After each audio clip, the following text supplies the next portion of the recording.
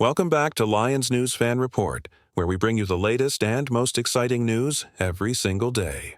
Today, we're diving into one of the most tantalizing, under-the-radar edge rusher prospects you've probably never heard of.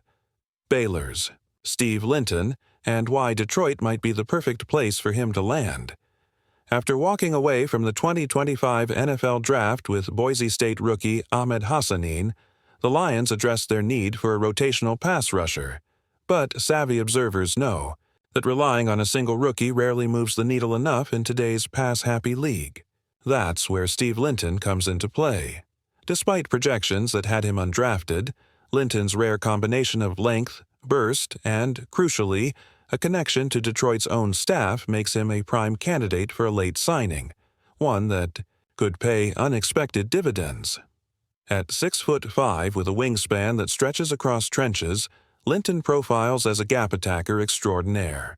On tape, his first step off the snap resembles a coiled spring releasing, an attribute that allowed him to churn out 25 total pressures and 4 sacks during his final season at Baylor. But statistics only tell part of the story. The real intrigue lies in his familiarity with current Lions defensive assistant Caleb Collins, who coached Linton in college. That existing rapport means Linton could assimilate into Dan Campbell's defensive system far quicker than most undrafted free agents, potentially carving out a niche role on obvious passing downs. True, Linton's path to this point has been far from conventional. After beginning his college career at one school and transferring twice, he arrived at Baylor as a sixth-year senior, already 25 years old, an age that raised red flags among NFL scouts concerned about upside and longevity. He also battled injuries earlier in his career, though he managed to stay healthy for all 13 games last year. Those concerns, combined with a somewhat limited pass rush repertoire, Brugler's scouting guide called him one-dimensional and overly reliant on raw speed, led nearly every team to pass on Linton during draft weekend. What makes his story even more remarkable is that, as of today, he hasn't even received an undrafted free agent contract or a rookie minicamp invite. For most, that might signal the end of the road, but for the Lions it could represent the ultimate low-risk, high-reward opportunity. A summer workout on Allen Park grounds, even without the fanfare of draft status, offers a chance to evaluate Linton's explosiveness against NFL-caliber competition. If he flashes the same first-step explosion in pads, how long before someone in that building picks up the phone? And let's not overlook the financial side. Bringing in Linton on a minimum salary UDFA contract means Detroit could allocate more cap dollars elsewhere, perhaps toward resigning key contributors or adding a veteran cornerback. Meanwhile, Linton's role would be crystal clear: sub-package pass rush specialist in nickel and dime fronts, akin to how the Saints have used veteran specialists in pressure-heavy packages. Imagine the playbook flexibility for defensive coordinator Aaron Glenn. On 3rd and long, dial up a Collins to Linton stunt, watch offenses scramble their protection, and force hurried throws into waiting linebackers or safeties. Beyond the X's and O's, this move underscores Detroit's front office philosophy under Brad Holmes: zero in on football character and scheme fit over pure athletic measurables. If Steve Linton can show up in June with that Baylor-grade burst still intact, if he can beat a couple of starting tackles in one-on-ones, he suddenly becomes an asset that no one else thought to claim. In a division where send-it blitz packages have decided playoff games, a razor-sharp edge rusher available on the cheap could become the Lions' best-kept secret. Stay tuned as we continue to monitor Steve Linton's journey. Will he sign, and if so, can he turn that raw athleticism into real NFL production? The potential is there. Detroit's staff already knows it. All that remains is for the phone to ring, and for Linton to take his shot at proving he belongs on an NFL roster. If you're as intrigued by Steve Linton's upside as we are, hit that like button and subscribe to Lions News Fan Report. Let's keep this conversation going. Now, imagine this. It's late July in Allen Park, pads are on, and Linton's in that iconic Honolulu blue practice jersey, lined up across from a starting tackle. The crowd inside the facility is hushed, coaches leaning forward, waiting for that first burst off the edge. In an instant, Linton explodes with the same timing he showed at Baylor, and suddenly you realize Detroit may have unearthed a hidden gem no one else saw coming. From there, the scenarios write themselves.